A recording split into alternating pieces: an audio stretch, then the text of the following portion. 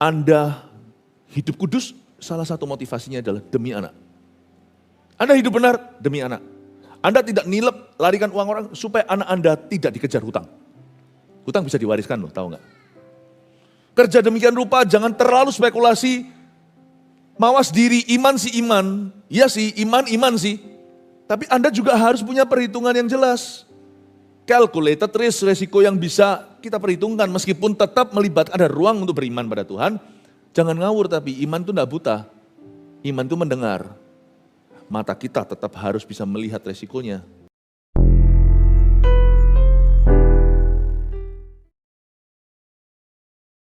Bapa segala roh, pencipta manusia, di dalam Yesus Kristus Putramu kami mengagungkan dan memuliakan-Mu. Beri kami hati yang tulus, beri kami hati yang baik, beri hati kami yang mudah diajar dan belajar, beri kami hati yang menghargai dan bersyukur senantiasa.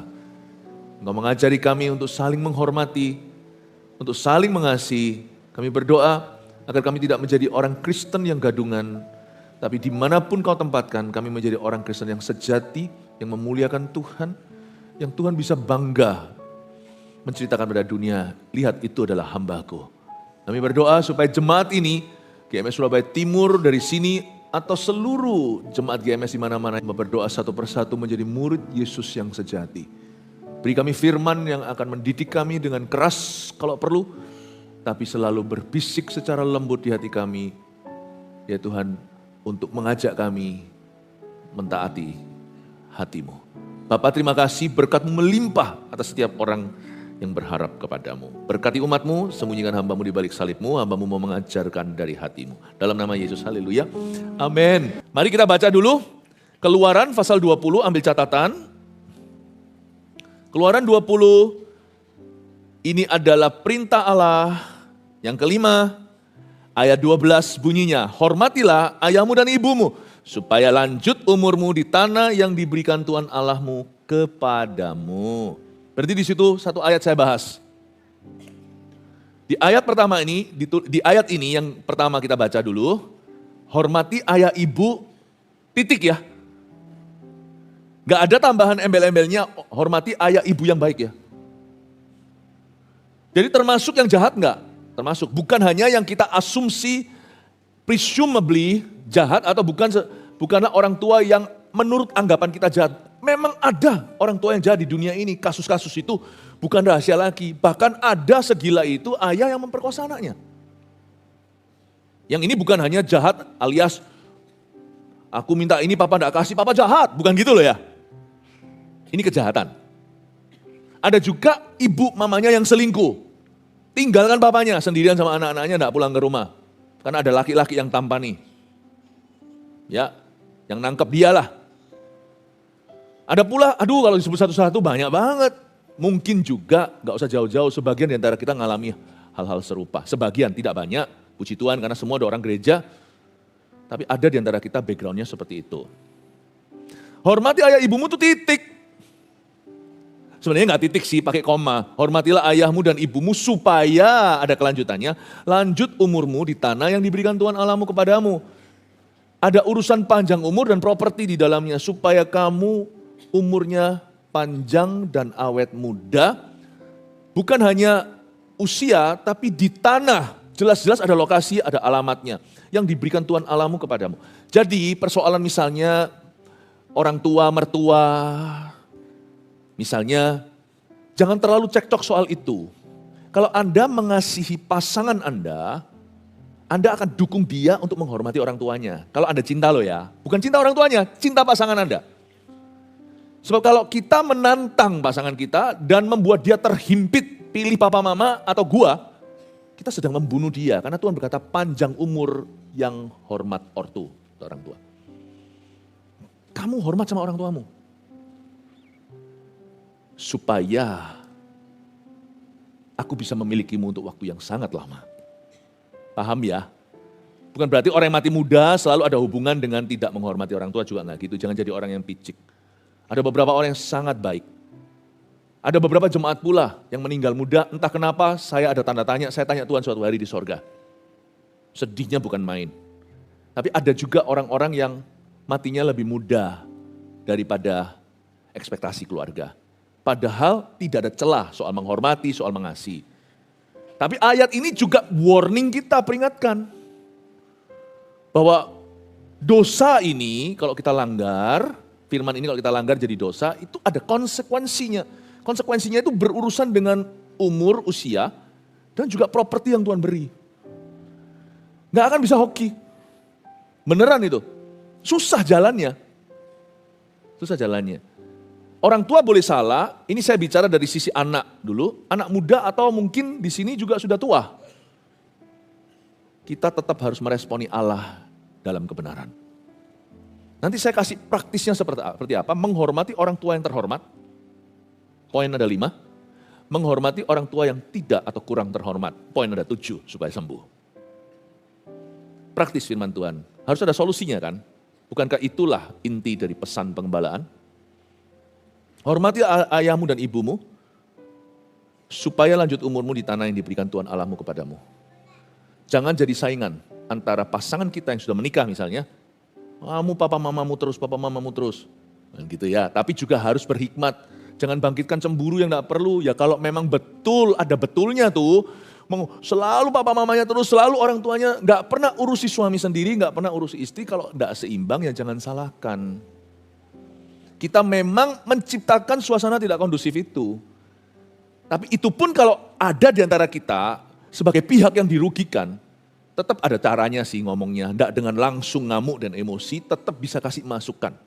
Doakan, ada caranya, temukan caranya. Sebab dalam Kristus itu adalah jalan, selalu ada jalan. Nggak mungkin Pastor Philip nggak tahu suamiku atau istriku ini bebal banget.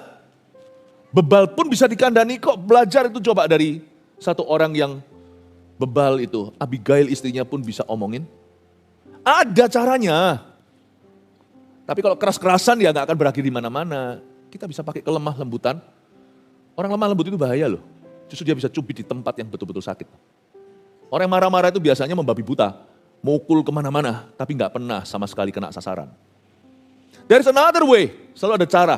Dalam Tuhan itu nggak pernah kehabisan cara. Jangan percaya setan yang beritahu nggak ada, sudah jalan buntu. Nggak ada jalan buntu. Yesus itu namanya jalan, akulah jalan. Amin Bapak Ibu. Saya harap Anda bisa melihat kalau ini ada urusan di antara misalnya mamamu, mamaku, mama mertua, mama kandung, itu papa mama itu jangan jadikan sengketa. Hidupmu nggak akan bahagia pernikahan Anda. Belajar jadi suportif dulu. Belajar jadi mendukung. Itulah sebabnya yang pacaran juga. Jangan Anda itu hanya sekedar jatuh cinta. Anda juga harus lihat keluarga. Karena nanti itu sekalipun yang menikah dan dipersatukan adalah Anda berdua. Itu mau gak mau keluarga dua itu seolah-olah merger. Seolah, bukan merger sungguhan. Karena yang jadi satu tubuh itu suami istri. Tapi dua keluarga itu pasti jalannya itu akan paralel dalam hidupmu. Karena itu jangan sekedar, senang. Kalau lihat satu orang tampan atau rupawan atau cantik. Lihat, tunggu dulu. Hati itu jangan dikasih full dulu, tahan dulu, kenali. Jangan langsung jatuh cinta pada pandangan pertama. Cinta pada pandangan pertama itu karatnya enggak boleh 24, itu 18. Itu masih ada campuran dengan tembaga. Jatuh cinta pada pandangan pertama itu boleh. Tapi itu belum lolos seleksi. Masih ada beberapa level lagi yang harus dilewati. Tunggu dulu, meet the family. Itu pun enggak tentu loh ya, bisa iya bisa enggak. Itu pun karena itu orang kalau menjalin hubungan, kalau dia cari pacar aja, cuman untuk mainan, ya nggak usah. Tapi kalau kita serius dengan Tuhan, tadi ibadah sebelumnya saya juga jelaskan kenapa kalau laki-laki nggak harus sih belasan tahun sudah mulai pacaran, pria terutama. Wanita kalau sudah ada pandangan jangan telat-telat. Tapi ya nggak usah sampai umur 34. Kalau memang ada di sini yang belum dapat, ya nggak apa-apa. Kan itu bukan pilihanmu. Kan hidup belum menawarkan. Tapi laki-laki biasanya it's okay untuk lebih telat. Nggak jauh lebih telat, tapi bisa later daripada wanita. Karena laki-laki itu pemimpin. You don't have to. Nggak harus punya girlfriend waktu belasan tahun. Don't have to kok. Untuk rilis biologi, mau ngapain itu pacarannya? Biologi nggak dirilis dengan pacaran. Jadi jangan kesusu, jangan keburu-buru. Ya, bisa. Nanti dengar sendiri aja. Saya juga jelaskan gimana kadang-kadang ada orang-orang yang lamban-lamban. Bukan karena dia nggak punya, tapi karena dia nggak mau. Dia tunggu sampai mapan. Nah itu juga ada kesalahan dalam pemikiran seperti itu, mitos-mitos yang perlu dipatahkan. Nanti dengarkan karena ini di luar konteksnya. Konteksnya bukan tentang soal itu pacaran, tapi tadi saya udah bahas. Sekarang ini tentang orang tua, kita kembali lagi ke laptop. Balik lagi ke sana. Ya, saya harap Anda mengerti bahwa kita tidak perlu jadi saingan orang tua pasangan kita. Kita harus dorong kalau kita cinta pasangan kita. Cuman yang jalani juga harus tahu diri. Kalau pasangannya sudah dorong suportif itu jangan makan rempah padahal dikasih hati. Udah dikasih hati makanya rempah, diambil sekalian, jangan aji mumpung, harus kira-kira. Makanya tadi saya juga ajarkan, misalnya kalau yang bersangkutan ini anak kandungnya kepingin beri papa mamanya, misalnya kalau Anda diberkati, kalau ngos-ngosan ya jangan, karena tugas Anda utama itu adalah untuk keluarga immediate-mu dulu, untuk keluarga pernikahan Anda itu terpisah, dan sang laki-laki akan meninggalkan ayah dan ibunya dan bersatu dengan istrinya. Itu unit sendiri. Nah misalnya suatu hari ada kelonggaran, Anda bisa kasih, Anda kepingin kasih 50. Yang menantu, tahu diri dong, itu orang tuanya dia. Jangan mau terima di 50, bahasa kasihmu harusnya enggak 100 tah. Yang kandung, jangan berkata, aji mumpung, yes 100 akhirnya. Kenapa harus mengkorupsi suami sendiri? Itu kan dari jeripayahnya dia. Turunkan harga. Janganlah 50 aja, biar berbantah-bantah. Bukan sebaliknya, banyak banget. Bukan, yang mau ngasih kurang-kurangi, tahan-tahan, kekang. Yang bukan kandung tahu anaknya terbeban, tambahi. Karena kalau itu orang tuamu pasti kurang. Itu orang tua dia, kurangi. Kurangi kalau bisa. Itu mentalitas manusia. Jalan di mil kedua itu berarti pakai roh yang berlawanan. Semoga Anda bisa ngikuti ini ya. Misalnya, saya mau kasih papa mama saya. Yang saya panggil istri saya kan sayang. 50 ya, istri saya pasti ngomong, enggak 100 tah. Wah, ini 50 itu enggak tentu 50 juta. 50 ini hanya kiasan. Sesuai kemampuan. $50, 50 ribu terserah you. Pasti, kenapa? Karena kita nggak bisa menyelami perasaan pasangan kita. Karena itu adalah orang tua kandungnya. Kita jangan takut kita akan merugi, asal kita bijaksana kalau kita tahu kita sanggup melakukannya. Don't worry, Alkitab mengatakan propertimu akan bertambah. Kamu akan tinggal lama di tanah yang Tuhan berikan kepadamu. Berarti tidak menjualnya, berarti Anda akan berlebih, akan dikasih sama Tuhan. No one by giving becomes poor. Tidak ada orang yang dengan memberi jadi miskin, tidak ada. Misalnya kembali saya di 50, yang aku mau kasih 50. Padahal tadinya hati saya kepinginnya ngasihnya lebih. Tapi ya bisa ngerti, aku kandung ya otomatis terbeban. Ini kan anak ketemu besar. Nggak mungkin istri saya akan berhenti di situ, nggak kasih 100 tah. Akhirnya kita ngotot-ngotot, enggak lah 50 lah, 100 lah. Jadi kita gegeran soal dia mau kasih mama papa saya lebih banyak daripada bahkan anak kandungnya. Kita akan ketemu di 75. Paham ya? Itu namanya pernikahan harmonis. Dimulai dengan kebijaksanaan menata. Hormati orang tua itu praktis. Tidak hanya soal pemberian-pemberian saja, itu termasuk nanti dalam poin-poin saya. Tapi supaya Anda dan saya mengerti bahwa hormati ortu adalah sesuatu yang juga teknis, tapi dimulai dengan hati yang bersih dulu, hati yang benar dulu. Tapi sebaliknya, sekarang lebih banyakan begini. Aku mau ngasih mamaku segitu, kamu enggak mau. Kamu enggak cinta papa mamaku, gegerannya malah begitu. Paham ya maksud saya ya? Itu bukan pernikahan Kristen. Pernikahan Kristen itu enggak ada rasa curiga antara suami istri. Malah justru, aku bisa memahamimu. Kamu buka harga segitu, aku tambah. Tapi kita enggak tega lihat, ini kan bukan anak kandungnya. Jangan ngasih banyak-banyak, aku sih mau. Tapi aku enggak bisa harapkan tiba-tiba kasihnya segede aku. Aku dulu dari kecil sama papa mamaku. Kurangilah, mawas dirilah. Tahu dirilah, hati-hatilah. Paham maksud saya? Semua kan enggak bingung. Bingung enggak? Siapa yang bingung? Oh, makan kebanyakan tadi berarti, gula naik ke atas. Jangan bingung ya, paham maksud saya ya? Justru di dalam pernikahan Kristen, menantu harus lebih mencintai, lebih cinta mertuanya, lebih daripada anak kandungnya, cinta orang tuanya sendiri. Paham maksud saya?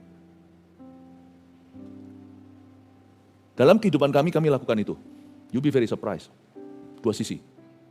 Apa yang saya ajarkan, saya praktekkan. Apa yang saya praktekkan, baru saya ajarkan. Baru kami ajarkan. Saya ajarkan, kami praktekkan. Saya praktekkan bersama dengan istri saya. Hormati orang tua itu very, very practical. Saya ajak kita untuk melihat sekarang satu ayat lagi, lalu masuk ke poin-poinnya. Kita lihat di mana ya? Oh, jadi lupa di mana. Amsal, buka sama saya Amsal 17 ayat 6. Amsal 17 ayat 6, mahkota orang-orang tua adalah anak cucu. Dan kehormatan anak-anak ialah nenek moyang mereka. Berusahalah dari sisi orang tua. Sekarang saya tinggalkan dunia menantu dan mertua. Orang tua dan anaknya dulu. Berusahalah hai ortu untuk menjadi mahkota kehormatan buat anakmu. Jangan punya goal, firman Tuhan berkata, kamu harus hormat, no matter what. Yang ngerti, hormat di situ itu minimalis. Kita harus targetkan maksimalis. Maksimalnya hormat itu, menghormati itu mengagumi, mengasihi, mencintai. Tidak hanya mengasihi, kalau ngasih musuh pun harus diberi. Kasihlah musuh-musuhmu. Mencintai, menyukai, mengagumi itu lebih dari sekedar menghormati dan mengasihi. Paham maksud saya Bapak Ibu Saudara? Untuk mencintai perlu luang waktu.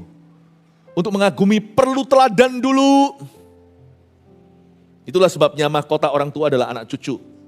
Kita sebagai orang tua jangan bangkitkan amarah apalagi papa. Di Efesus dikatakan, hai ayah janganlah bangkitkan amarah di dada anakmu dan jangan buat hambar hati putramu. Kalau kita tahu anak cucu kita adalah mahkota, jangan kau cela mereka, jangan kau nodai. Salah satu alasan saya sendiri secara pribadi untuk hidup, pertama untuk Tuhan, tapi salah satu alasan utama saya menjadi motivasi kehidupan adalah untuk anak-anak kami. Tentunya untuk gereja. Pada waktu saya pernah divonis kanker bulan Januari, 2 kelompok orang yang saya pikirkan, you, jemaat, and my family. Puji Tuhan Februari, Tuhan buat sembuh dengan begitu mudah. Clean. By the way, saya sudah check up, setiap 6 bulan kan harus dicek. Bersih, dokternya sampai berkata, kamu itu bersih sehat sekali, luar biasa. Puji Tuhan, thank you untuk doanya.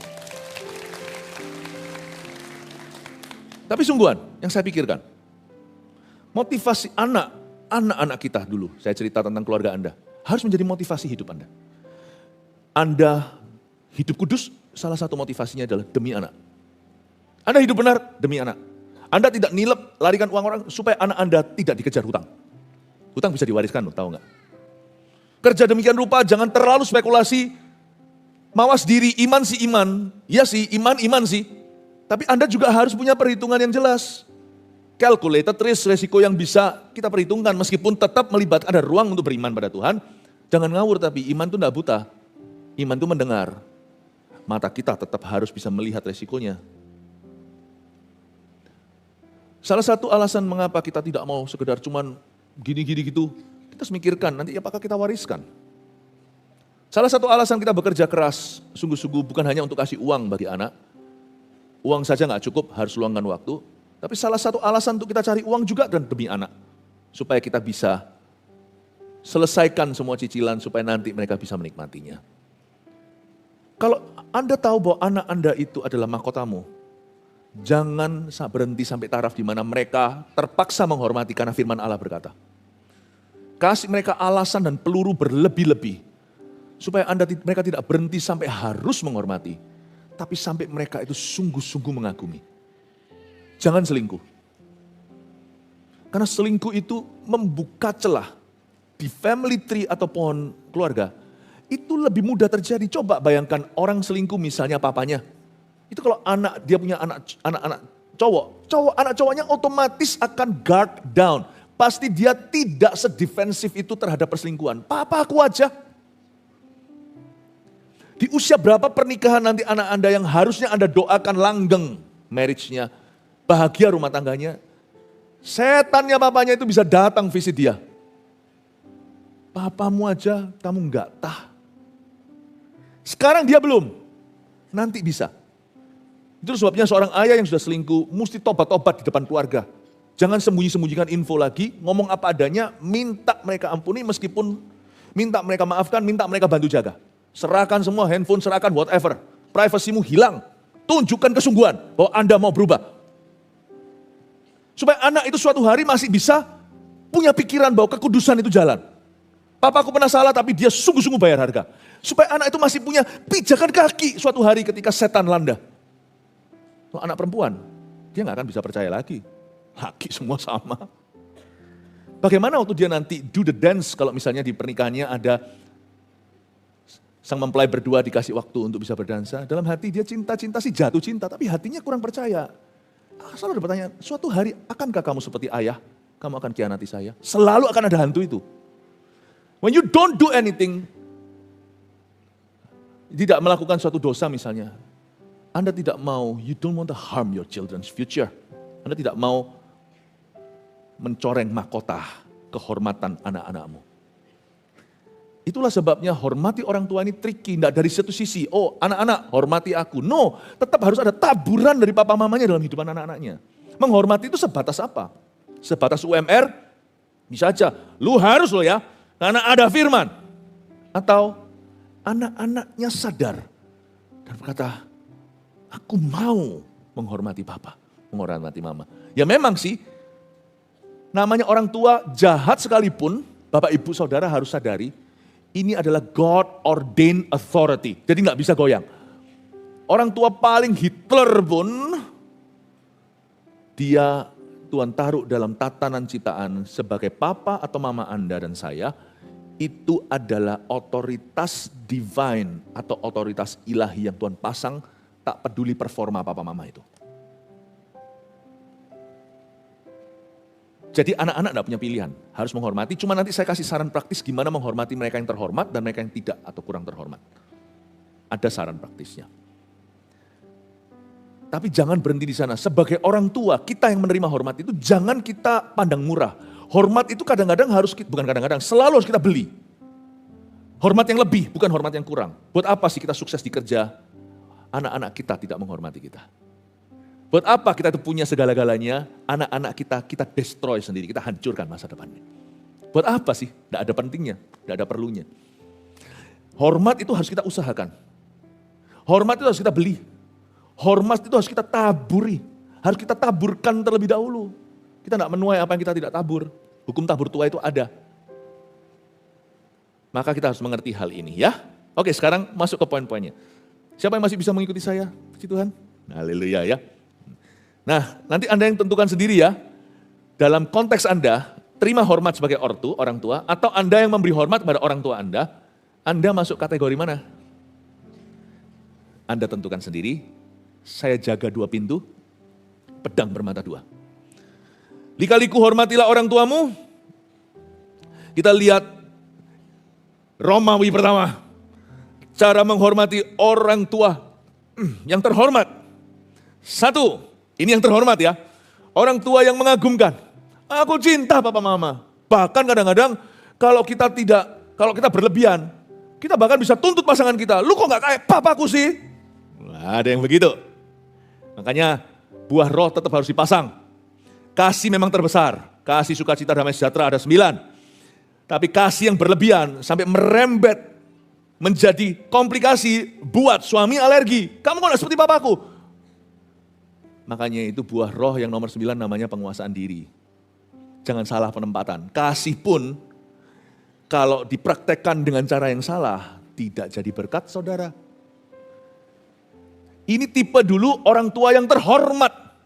Mereka yang sungguh-sungguh bisa membuat hati anak-anaknya terkagum-kagum dan look up. Satu, sudah keluar dulu. Ekspresikan cinta. Mereka layak menerimanya. Ini bukan kasih ya, kalau kasih itu musuh juga dapat. Cinta. Mesti loh, ini orang-orang timur, bukan Surabaya Timur, orang-orang dunia timur, ini kekurangan kita. Kita itu kurang ekspresif orangnya, kita terus terang. Kenapa banyak relationship itu kaku? Kenapa? Karena kurang ekspresi. Penting loh itu ekspresi. Jangan kita anggap gampang loh, gak apa-apa, yang penting pokoknya. Apalagi zaman sekarang sudah ada bahasa kasih. Bahasa kasih kan gak cuman I love you, touching, gak hanya itu kan. Udahlah jangan percaya gitu-gitu. Tuhan itu berkata, kasihlah Tuhan Allahmu dengan segenap hatimu. Kata hati itu ekspresi maksudnya. Soalnya ada perbedaannya, jiwa, akal budi, kekuatan. Kasih itu berarti tetap harus bahasa Chinese-nya piaotah. Harus keluar, diekspresikan. Nggak bisa enggak. Ilmu pengetahuan secara jasmani, misalnya kalau badan kita itu tidak diolah alias olahraga, kata orang minyaknya kering, Kaku-kaku tuh ototnya, apalagi kalau udah berusia, aduh, dikit-dikit sakit belakang, padahal nggak ngapa-ngapain, cuma mau tali sepatu. Pernah nggak yang ngalami itu? Dulu nggak terjadi waktu usia 20. Usia 40, tali sepatu, aduh. Pergi ke chiropractor, kretek-kretek sana sini, atau bahkan kalau perlu di MRI, ada apa yang kecetit. Tapi orang yang olahraga nggak ngalamin itu. Nggak tentu ngalami itu. Karena mereka diolesi dengan minyak. Hubungan itu kayak otot kita. Kalau tidak ada ekspresinya, dia jadi kaku. Apa yang kaku lama-lama mati. Dan banyak komplikasi, banyak sekali hal-hal terjadi, sebenarnya itu bisa beres sendiri kalau kekakuan itu ditanggulangi. Saya dorong Anda, kalau Anda sungguh-sungguh cinta, bukan hanya hormat orang tua Anda, karena orang tua Anda adalah orang tua teladan, orang tua yang baik, sempurna kagak. Tapi mereka boleh dikatakan betul-betul panutan. Ekspresikan. Nggak bisa ngomong, nggak keluar. Mau ngomong sudah siap, ketemu papa, nggak jadi. Zaman dulu ada kartu kan, I love you, lalu nggak usah ketemu seminggu. Setelah I love you takut ngomong, tapi tetap harus ada I love you kek, ada hak kek, ada cium kek.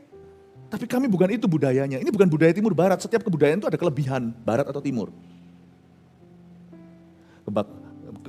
Kebudayaan Amerika, kebudayaan Asia, itu ada.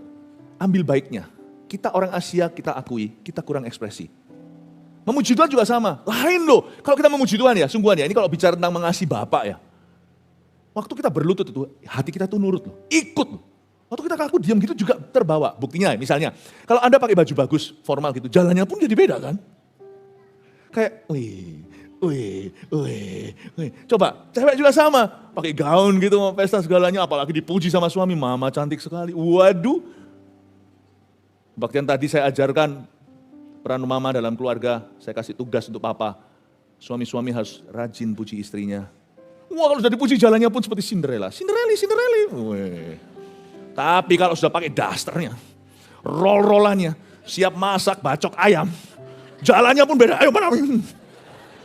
Ternyata apa yang melekat pada tubuhmu bukan hanya hatimu, yang penting hatinya. Enggak tentu. Itu pengaruh. Itu pengaruh. Ekspresi kita akan mempengaruhi semua dunia perasaan kita terhadap orang itu. Saya kalau sama Tuhan, kalau memuji Tuhan, saya sungguh-sungguh. Karena saya tidak mau dijajah oleh situasi. Kalau saya berlutut sungguh itu tiba-tiba. Bukan saya ini cengeng nangisan, tapi waktu saya berlutut, itu hati saya itu turut ikut. Ikut turun juga. Seperti gampang merendah, gampang poswe, gampang broken. Broken heart bukan karena sedih. Broken hearted karena terharu. Waktu saya memuji Tuhan dengan tepuk tangan, hati saya itu kayak ikut ngangkat. Seperti ada sedot dari atas. Seperti hati saya itu lifted up. Wush. Haleluya. Tapi coba ya, muji Tuhan ya, sekali-kali coba. Sebentar aja, jangan lama-lama, nanti WL-nya salah sangka. Coba waktu muji Tuhan, semuanya nyanyi ya, kayak tadi itu ya. Anda gini. Coba, semua hatimu ikut kaku, beku di dalam hatinya. Semua firman mendal. Anda kasih firman apapun, teng. Begini. Coba. Coba deh, ayo semua. Kali bangkit berdiri, nyanyi satu lagu sama-sama ya jemaat. Ini harus diajari ekspresi nih rasanya semuanya nih ya. Kasih satu lagu. Esra, sini Esra. Saya minta kita semuanya lakukan ini sekali lalu bertobat rame-rame, enggak akan lakukan lagi. Esra, sini Esra. Nyanyi satu lagu. Apa ya? Lagu apa ya? Semua ya. Jemaat GMS di mana-mana, yang rooftop juga. Saya lihat Anda lo ya. CCTV saya itu hati, saya bisa lihat Anda. Sio, ayo semua tapi. Oke semua gini ya. Betapa kasihan Esra. Dia pulang merasa gagal dia. Kasih. Ayo guys, Bapak Ibu. Ayo lanjut. Marilah mari Jangan senyum. mengenal kasih itu yang melampaui segala pengetahuan. Sio. Oh bagus. Hatinya terus terang ya, susah yang rasa hadirat Tuhan ya. Bukan hadirat Tuhan itu sebatas perasaan, tetap di sini Esra. Bukan, cuman hatimu keluar ya. Hati kita kayak keluar dari sesuatu.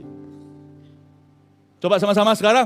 Sio, come on. Sio, yeah. Sio manis. Happy kan? Ale semua disayang Tuhan. Keluarin Koreanya juga gak apa-apa. Sio, sio, sio, sio manise. Ale semua. Tunjuk kanan kirinya. Disayang Tuhan. Listen ya, Anda pulang dari sini rasa kayak happy tadi ke gereja, pulang pun bawa mood itu ke rumah. Pasti itu. Haleluya, kasih tepuk tangan untuk Tuhan. Makasih. Silakan duduk. Beda juga loh kalau Anda peluk istri Anda bilang I love you. Pernikahanmu akan dibasahi. Beda juga kalau Anda sama papa mama. Papa mama sama anaknya. Papa mama gak usah tiba-tiba jadi romantis sama anaknya selama nikahku, nanti kaget mereka, nanti jantungan. Nanti tensinya naik. Sekali-kali ayah yang kaku, usap-usap gini aja kepalanya kalau masih mau ya. Jangan di depan orang nanti malu. Nah, itu anak gak bisa tidur. Karena happy. Papaku kemasukan apa? Ekspresi. Bertobatlah dari expressionless. Karena apa yang kita tidak ekspresikan akan mati bersama kita. Amin Bapak Ibu Saudara. Kalau Anda cinta orang tua, kembali ke ortu. Tolong ekspresikan. Kristen atau bukan, kalau mereka itu layak kita hormati. Lebih dari itu, cintai. Jangan berhenti sampai hormat. 2, tunjukkan respect. Ini gak cuman bicara tentang cinta, tapi respect. Beda antara honor and respect. Honor itu hormati. Apapun terjadi, gak boleh kurang ajar. Respect itu kayak, angkat topi. You dapat respect saya. Tunjukkan respect lewat tindakan, kata-kata. Tunjukkan pada orang tua Anda bahwa the privilege is yours. Tunjukkan respect itu bisa, misalnya, cinta si cinta. Janji sama papa mama, datanglah lebih awal. Jangan suruh orang tua yang menunggu, itu kurang respectful. Itu menunjukkan bahwa kami yang menunggu papa mama, mami, daddy. Kami yang menunggu ayah ibu, kami yang hoki, kami yang beruntung. Bayari makannya. Mereka udah bayari kita dari popok kita dari kecil kok. Berani makan sama papa mama, berani traktir mereka. Tunjukkan respect.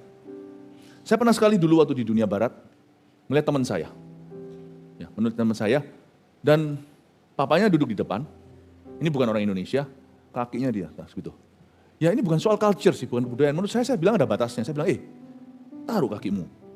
Teman saya di sekolah kita, pas papanya lagi kunjung gitu. Duduk sama-sama gitu, kaki diangkat di atas gitu. Enggak semua orang barat begitu. Tapi orang timur lebih konservatif. Saya bilang, taruh kakimu. Di kebudayaan saya, kaki ngarah ke orang tua gitu aja sudah nggak hormat. Oh, aku hormat kok. Ya I know you honor. Ya sure respect lah. Kamu enggak akan gini kan nanti kalau sama presiden datang. Ini papamu lebih dari presiden, ini mamamu. Ya. Tunjukkan respect itu dalam hal-hal yang praktis. Singkat aja, saya enggak perlu kasih satu contoh. 3. Mau tahu dunia mereka. That spells honor. Mau tahu. Ini termasuk untuk orang-orang muda, bukan hanya orang muda semua kita, tapi orang muda juga sama. Nggak mau tahu dunianya papa mamanya. Kalau di sini ada anak-anak muda yang belum menikah, apalagi masih lebih remaja misalnya, kalau ada orang tua Anda, mau tahu gitu, tanya how are you? Ngapain hari ini papa, mama? Dengarkan. Mau tahu, itu akan mengejutkan, itu akan memperbaiki relationship, itu akan mengencangkan dan mengokohkan sebuah hubungan. How are you itu gak boleh basa-basi, kita diajari waktu bahasa Inggris dulu. How are you? I'm fine, thank you. How are you? Yes, I'm are you. Enggak ya. How are you? I'm fine, thank you. Jangan jawabannya klasik. Apa kabar itu berarti kita siap untuk dengar ceritanya. Mau tahu dunia mereka. Teman papa mama datang kalau ini masih remaja. Jangan HP-an terus taruh. Kenali ini om siapa, ini tante siapa. Anda enggak perlu hafali. Aku enggak berkepentingan kok. Tapi kalau papa dan mama Anda itu Anda hormati. Berarti dunia mereka berarti buat Anda. Be interested. Begin to know their world. Yang ingin tahu gitu loh dunia mereka. Karena itu kita tunjukkan interest itu bukan pura-pura. Papa itu berharga. Mama ini berharga untuk aku. Jadi meskipun aku gak ngerti dunia papa mama, dan jangan campuri loh ya, jangan sampai terlalu nyaman, sampai papa mama ngomong, wah ikut-ikut di tengah-tengahnya. Lalu gak ditanya opininya, iya betul om. Loh, papa mama lagi ngomong sama temannya langsung betul om, aku juga mikir begitu. Siapa yang peduli pikiranmu? Anak muda, gitu ya, misalnya ya. Misalnya, enggak usah kaku, cuman kita juga harus tahu diri, tidak butt in, tidak interupsi pembicaraan orang-orang yang lebih dewasa dari kita. Tapi mungkin kalau sekarang misalnya Anda sudah menikah, papa mama sudah tua, mengenali dunia mereka mungkin beda, sekarang dunia Anda yang bertambah, dunia Anda yang happening, yang terjadi. Mau tahu dunia mereka itu juga tanya bagaimana keadaan mereka. Dan juga sebaliknya, kalau dunia kita sekarang yang terjadi, libatkan mereka di duniamu, cerita sama mereka duniamu seperti apa. Nanti kita akan masuk ke poin salah satunya, terakhir-terakhir nanti, minta opini mereka. Itu mereka akan hargai. Yang keempat dulu, setelah yang ketiga, bantu keperluan mereka. Ini untuk orang tua yang terhormat, jangan berhenti sampai basics. Kita harus belajar membantu mereka beyond basics. Tuhan berkata kalau kamu berniat, jikalau engkau berniat untuk menghormati ayah ibumu, aku akan memberkati tanah yang kuberikan kepadamu. Sebenarnya menghormati orang tua itu Tuhan sudah pinjamkan peluru. Karena itu perintah Allah, Tuhan yang akan provide. Enggak usah perhitungan, oh Tuhan yang kasih, enggak. Kita berebut sama Tuhan, padahal semua itu dari Tuhan. Tuhan juga akan berebut, karena orang tua Anda dan saya, apalagi yang terhormat itu adalah anak-anaknya. Waktu kecil kita dititipkan mereka, tapi kalau sama-sama hamba Allah, waktu tua mereka dititipkan ke Anda, ke kita. Bantu keperluan mereka beyond their basic needs. Jangan berhenti sampai basics. Tapi itu sekali lagi perlu dengar khotbah saya tadi. Jangan jadi gegeran. Karena apa yang saya ajarkan ini kalau tidak ada tuntunan, maka nanti suami istri akan pakai ayat ini untuk gegeran. Loh itu loh disuruh ngasih papaku. Kebanyakan. Nah jadi gegeran. Makanya tadi saya di awal-awal sudah kasih disclaimer-nya dulu.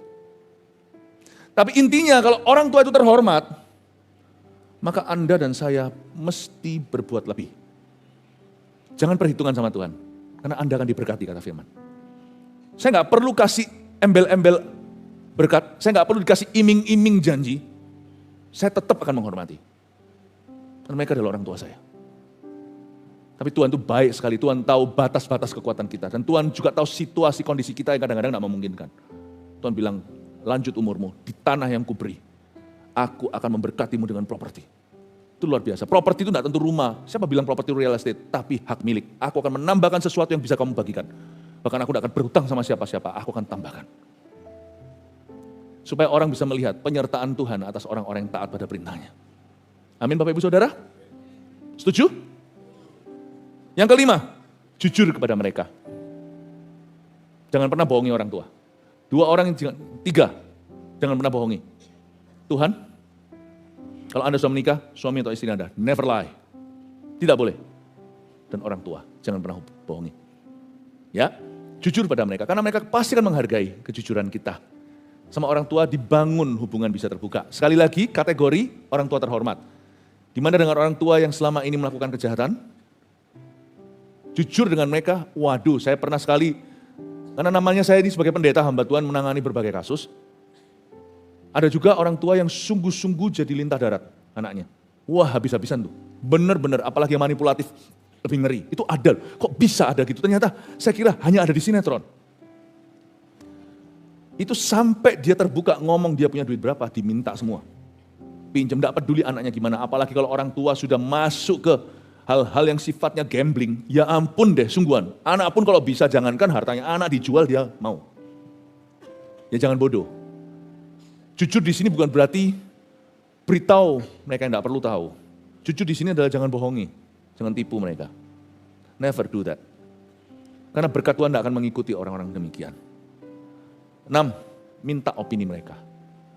Nah ini adalah banyak masalah yang terjadi sekarang di zaman Edan, di antara orang-orang muda di zaman ini. Yaitu orang-orang muda itu kepinginnya membuat orang tuanya merasa dirinya bodoh. Papa enggak tahu apa-apa, papa enggak ngerti, mama papa enggak ngerti. Saya enggak ngerti kadang-kadang anak muda mungkin dalam keluguannya ya. Puji Tuhan di rumah kami enggak ada anak-anak muda begitu. Full timer yang ada di sini, berapa hamba Tuhan yang tahu, yang dekat dengan keluarga. Saya tahu bahwa anak-anak kami sangat respect, sangat honoring, dan mereka selalu tanya opini kami. Dan kita saling membutuhkan. Saya juga tidak menganggap mereka tidak tahu apa-apa, malah justru sekarang sebaliknya, kalau kita didik anak dengan benar, nanti yang beruntung itu adalah orang tua. Karena kita mendidik seseorang dengan value kita. Tapi di dalam diri mereka, nilai-nilai yang kita tanamkan itu bisa komplikasi menjadi sesuatu yang bahkan kita sendiri tidak berikan ke mereka. Dan itu berbalik memberkati kita, nasihat, hikmat, jangan kau remehkan anak muda, janganlah kau dipandang muda, tapi tunjukkan dalam segala sesuatu, dalam kelakuanmu, dalam perkataanmu, dalam nilai-nilaimu, dalam prinsip hidupmu. Itu aneh loh, anak-anak muda itu, kita itu seperti kasih nilai semuanya dari kita, semua yang mereka tahu ya kita ajarkan, selain yang di sekolah tentunya. Tapi herannya di taraf tertentu, mereka bisa punya hikmat, dari mana saya nggak tahu, saya cuma pasang biji, keluarnya mestinya sama-sama jeruk, tapi dia jeruk Bali. Ada komplikasi blessing di situ, anak itu bisa memberitahu saya dari hal-hal sudut pandang yang saya tidak ngerti, dan bisa menambahkan kreativitas, bisa menambahkan kepandaian, kepintaran, bisa menyebabkan kemajuan yang bahkan saya sendiri pun tidak mampu. Sama mamanya tidak punya kemampuan ke situ. That's the beauty of parenting, the blessing of parenting, ujungnya orang tua akan untung. Makanya orang lama itu dulu ada benernya, banyak anak, banyak berkat. Nggak tentu, kalau banyak anak semuanya tidak diajar, ya akhirnya anak liar, bukan banyak berkat, banyak pusing kepala. Itu ada benernya, tapi tidak sepenuhnya, itu masih separuh jalan. Karena itu tanya opini mereka, sama orang tua ya, minta opini mereka, papa mama. Karena sampai kapanpun, orang tua itu pasti punya wawasan. Menurut papa gimana? Menurut mama? Jangan basa-basi, sungguhan pertimbangan sebelum Anda berdoa. Tepatnya, paling strategis adalah sebelum waktu Anda mengumpulkan sesuatu dan sebelum Anda akan berdoa lebih tentang itu, visit papa mama dulu. Dengarkan sudut pandangnya. Ini papa mama yang baik ya. Ini papa mama yang bisa dihormati, papa mama yang tidak punya agenda pribadi. Jadilah begini. Maka ketika kita minta opini mereka, pasti Tuhan akan taruh sesuatu yang tidak kita duga. Yang 7, yang terakhir, luangkan waktu dengan mereka. Sebenarnya saya tambahkan satu lagi, tapi nggak usah ditulis nomor 8. Yaitu care, mempedulikan saudara kita, anak-anak kandungnya. Karena orang tua kalau melihat kita jaga anaknya yang lain, paling tidak kita lakukan sesuatu yang baik, mereka sendiri akan tenang. Oke, selesai ya ini ya. Sekarang saya masuk ke Romawi 2, cara menghormati orang tua yang tidak terhormat. Oke, jangan jadi orang tua yang begini. Kita punya pilihan, katakan kita punya pilihan. Nah yuk ya, sama-sama katakan kita punya pilihan. Yang pertama, ampuni mereka. Harus ada pengampunan. Forgive them. Kalau kita nggak ngampuni, kita akan jadi seperti mereka. Orang-orang kuno sekali lagi, kalau misalnya lagi hamil, lalu benci orang tertentu, nanti katanya anaknya kayak orang itu. Zaman dulu itu kita dibohongin apa aja, makan nggak habis, nasinya masih sisa, nanti loh ya, istrimu nanti, apa katanya? Apa itu wajahnya kenapa? Kumisan? Ya enggak lah ya. Kamu dulu ditipu siapa begitu? Jerawatan, yang itu nggak ada benernya ya kan, itu supaya nggak buang-buang makanan. Cuman orang bilang kalau benci sesuatu jadi seperti itu ada benernya, karena firman Tuhan juga berkata, kalau kamu ditampar pipi kanan, kasih pipi kiri itu supaya kamu jangan jadi penampar seperti dia. Bukan supaya pipimu satunya itu jadi babak belur, bukan. Tapi supaya kamu lawan dengan roh yang opposite, yang berlawanan. Jadi sebenarnya, kalau kita tidak ngampuni itu kita yang rugi. Ngampuni terus dengan segala pihak. Ngampuni bisa, tapi aku tidak maafkan. Oh tidak bisa. Kok maafkan. Ampuni tapi nggak lupakan, tidak bisa, mesti harus lupakan. Kita hanya ingat kalau kita perlu hati-hati. Kita harus ingat untuk kita ngerti trap-trapnya, trik-triknya berikutnya apa, itu kita harus ingat. Tapi ingat bukan untuk kita renungkan dan menyakiti hati kita, tapi supaya kita tahu bagaimana memposisikan diri dan apa yang terbaik sikap yang harus kita bawa. Tapi ingat itu hanya di memori, jangan masuk ke hati. Ampuni mereka. You have to forgive them, apapun salah mereka. Ampuni. Jangan jadi seorang pembenci, karena Tuhan bukan itu. Kalau kita tidak bisa ampuni, kita tidak bisa move on. Tidak move on tidak akan bisa diberkati oleh Tuhan. 2, jangan berhenti diampuni, doakan mereka. Kita bisa doakan supaya mereka bertobat jika ada suatu dosa, atau kita bisa mendoakan untuk hal-hal lain di hidup mereka yang gak berkenaan dengan hal-hal itu.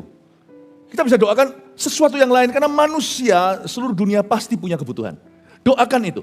Anda menaruh posisi pasang kuda-kuda sebagai seorang pendoa syafaat, dan itu adalah kekebalan yang dari Tuhan. Itu membuat Anda akan selalu berada di dalam kategori hormat. Syafaat akan menaruh Anda selalu berada di sisi hormat, dan selalu di sisi lanjut usiamu, lanjut umurmu di tanah yang Tuhan beri. Selalu berada di sisi kanan kerajaan Allah, bukan di sisi yang salah. Doakan mereka. Find something you can pray for them. Meskipun mungkin ada salahnya dan masih terus tinggal dalam salahnya, orang tua yang mungkin menyakiti hati anaknya, mengecewakan atau apa. Hormati itu tidak tentu bukan berbicara tentang terimalah semuanya itu ya sudah telan mentah-mentah, bukan. Tapi aku tolak, aku akan menaruh posisi di sisi belas kasih, aku tidak akan lihat kesalahan itu atau kerugianku, maka aku akan cari sesuatu yang bisa aku doakan. Itu ayat juga bisa kita terapkan untuk musuh kita, doakan musuh-musuhmu. Beruanmu ke musuhmu bukan supaya dia dihakimi, diadili, bukan. Musuh pun, orang jahat sekalipun di dunia ini, punya kebutuhan. Cari kebutuhannya, pray. Kok enak? Enggak, yang enak itu Anda nanti. Sungguhan, lanjut usiamu. Di tanah yang kuberikan. Yang enak itu kita. Doakan mereka. Find a need. Cari satu kebutuhan, doakan. Ya, 3. Berbuat baik sebisanya. Saya katakan sebisanya karena beda dengan orang tua yang terhormat. Maka orang tua yang terhormat itu jangan sebisanya. Bantu keperluan mereka. Kalau bisa lebih dari sebisanya. Go the second mile.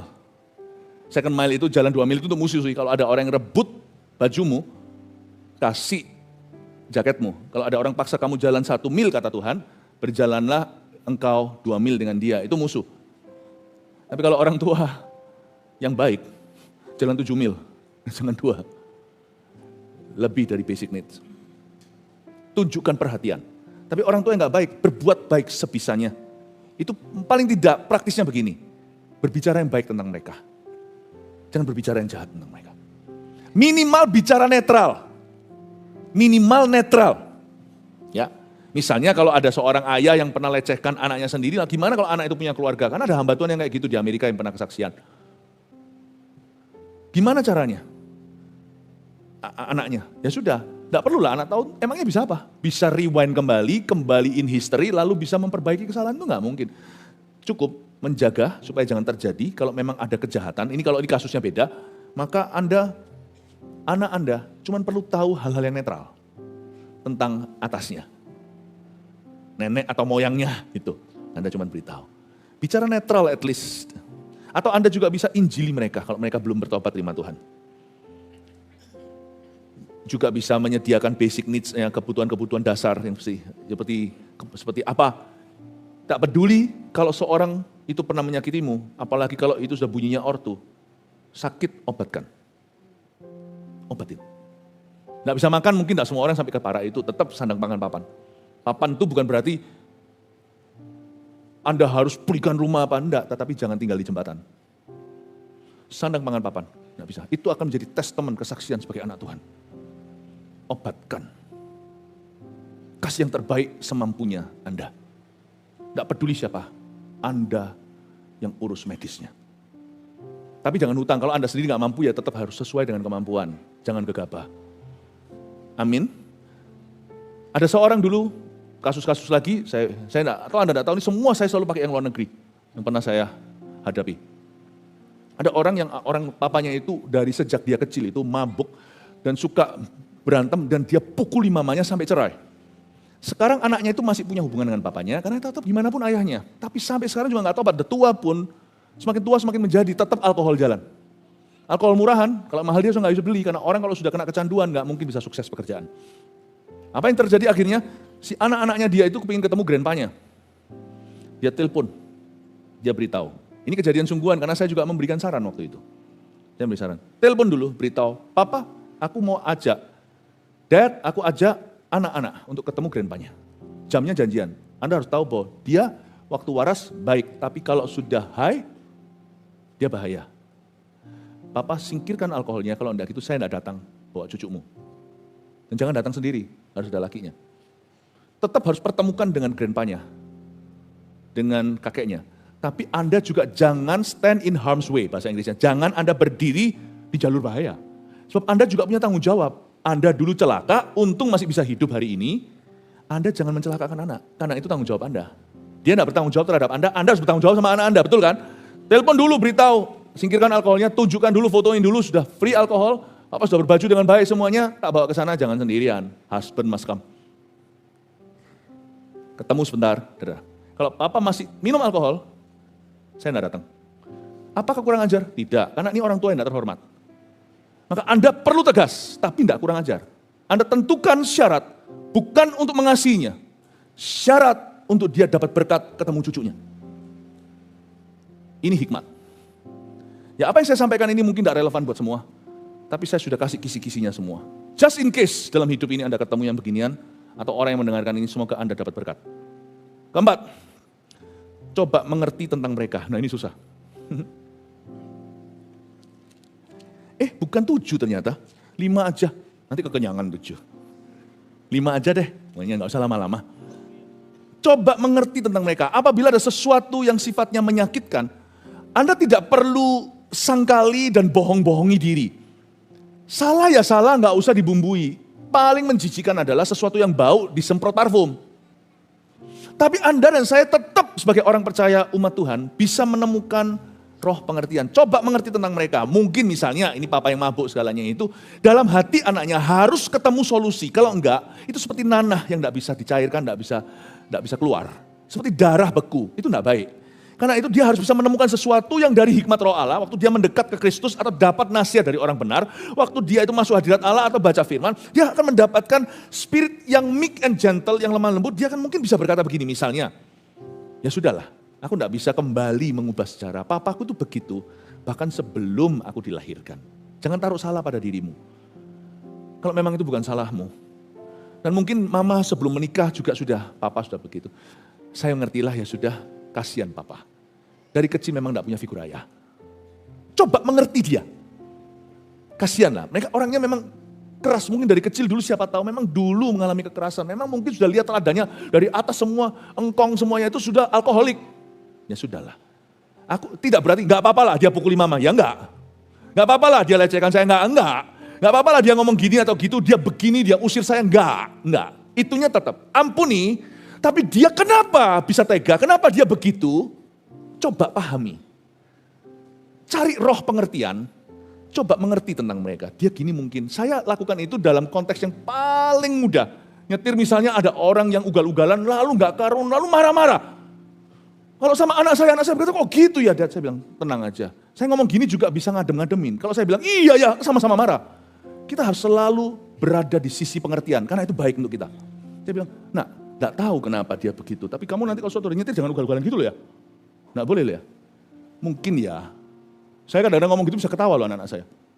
Ini orang tadi pagi bangun digigit sama anjing tetangga. Dia pergi ke WC, gak bisa di flush. Dia keluar dari sana, ketatap kepalanya dengan pintu yang terlalu pendek. Mungkin dia tadi istrinya nggak kasih dia breakfast. Mungkin dia baru dipecat. Mungkin juga tadi waktu di keluar sana juga ya kan, naik motor misalnya helmnya dilarikan. Helmnya dicuri. Pokoknya he's having a bad day. We must somehow understand. Orang kok bisa kelakuan gitu, kok bisa marah-marah gitu. Yang pasti kamu jangan dekat-dekat mobilnya dengan orang yang kayak begitu. Kalau itu mobil, kendaraan, motor, mobil atau apa, hati-hati dengan orang yang kayak gitu. Tapi saya tidak marah sama dia. Mungkin dia having a bad day. Dia mengalami hari yang sangat buruk. Kita yang happy hari ini bisa family time. Dia itu mungkin tidak punya family. Bisa saya, Daddy itu tahu tak orang itu? Enggak. Ya sudah, ngertilah akhirnya mereka. Saya selalu punya imajinasi. Semua yang benar, semua yang mulia, adil, kudus, dan manis, pikirkan semua itu. Kalau enggak kita akan kepancing emosi, kalau enggak kita akan jadi orang kepahitan. Coba mengerti, coba kanan-kanan kiri, coba mengerti selalu. Ya, terakhir 5, belajar dari kesalahan mereka. When you become parent someday, suatu hari kalau Anda jadi orang tua, atau mungkin Anda sekarang jadi orang tua, jangan jadi seperti mereka. Itu poin 1, ampuni dulu. Kalau enggak ampuni, belenggu. Jadi pasti. Jangan jadi seperti mereka. Orang lain begitu sama Anda. Orang Kristen pernah salahi Anda. Atau bahkan pendeta pernah salahi Anda. Jangan jadi gitu suatu hari kalau Anda pelayanan. Orang tua pernah gini, jangan begitu. Suatu hari kalau itu giliranmu terhadap anak-anakmu. Amin Bapak Ibu. Oke, munculkan semua. Oh, semua sudah muncul. Tolong difoto. 1, 2, 3. Ingat-ingat ini. Haleluya. Semoga Anda diberkati. God bless you.